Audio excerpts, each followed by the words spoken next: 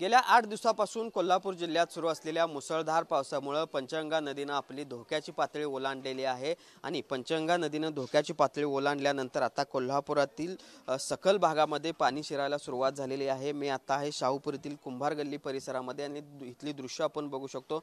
कुंभार गल्ली परिसरामध्ये अशा पद्धतीने पाणी जे आहे ते साठायला सुरुवात झाली आहे। याच कुंभार गल्लीच्या बाजूने जयंती नाला आहे तो जातो आणि याच नाल्याचं पाणी आपण बघतोय आता आसपासच्या घरामध्ये देखील यायला सुरुवात झाली आहे। ही दृश्य आपण बघू शकतो किती गंभीर परिस्थिती हळूहळू कोल्हापूरमध्ये निर्माण होते। या घरामध्ये जर आपण बघितलं तर मोठ्या प्रमाणावर पाणी जे आहे ते साठलेलं आहे। स्थानिकांनी या सगळ्याचा अंदाज येताच हे घरातील सगळं साहित्य जे आहे ते हलवलेलं आहे। मात्र तरी देखील आपण बघतोय किती मोठ्या प्रमाणावर पाणी या सगळ्या कुंभार गल्लीतल्या घरांमध्ये आपल्याला पाहायला मिळते।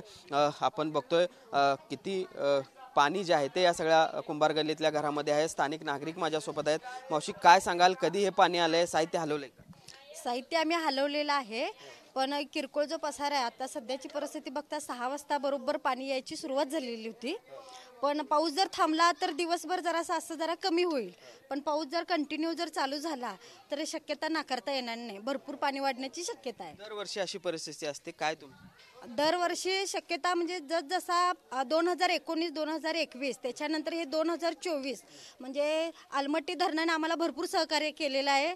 त्यांनी भरपूर पाण्याचं म्हणजे जरी आला असतं दुसऱ्या मजल्या तिसऱ्या मजल्यापर्यंत पाणी आलं असतं, पण आलमट्टीवाल्याने आमचं भरपूर सहकार्य करून आम्हाला हे केलेलं आहे।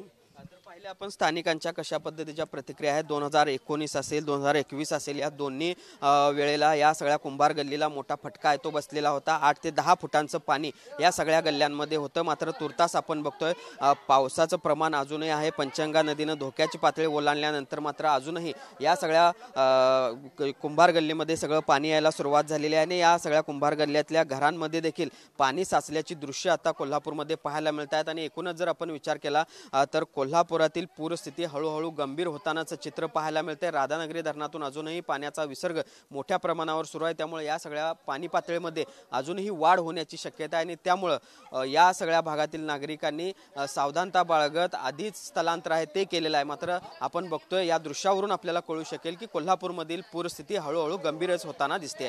व्हिडिओ जर्नलिस्ट सुनील काटकरसह भूषण पाटील, TV9 मराठी, कोल्हापूर।